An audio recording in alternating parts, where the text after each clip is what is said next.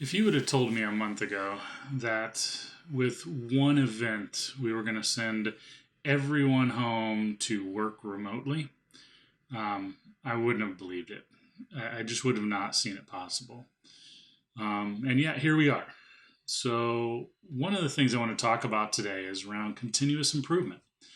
Um, with continuous improvement, we've focused on our processes at work and how we do things.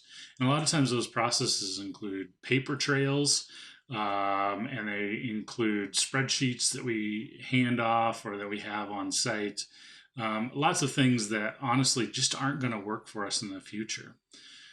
So, as we think about continuous improvement, I want to break it down to its most simple world so that we can understand how do we do continuous improvement, because honestly, as we transition to remote working, we're going to need to think through the basics of what continuous improvement is. So at the root of continuous improvement, really, if you think about it, we've got two circles. We have first the voice of our customer. And that voice of our customer is really what drives what products we create, how we serve a client, and all of the different pieces that go into and what they are willing to pay for.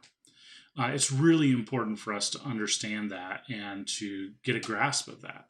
And honestly, that VOC, that voice of the customer, I would assume is starting to change with all the other patterns that we have changing around us. People are going to look at your products differently than they did last week or last month, even. The second piece that we look at is the voice of the process. So, how does your process work? What flow does it have? What data does it need to for your product to get built in that process? For you to serve your customer, what process, what steps do we go through to make that happen? And then once we understand the voice of the customer and the voice of the process, we look and see where they overlap. And where they overlap is where we're meeting that customer's needs. And where they do not overlap, if it's on the process side, it's waste. It's things that we should not be doing, but we're spending money and time doing. And on the customer side, the overlap or the missed opportunities is those missed requirements. So everything that's not touching the process is all the things the customer wanted from you, but you weren't able to provide. So as you think about what you're doing as we move remote and you're thinking about your products, you're thinking about your customers, think of it in those two simple circles and where they overlap. And what continuous improvement is all about is the simple pushing of those two circles closer together. And so we meet more of their requirements and have less waste within our processes.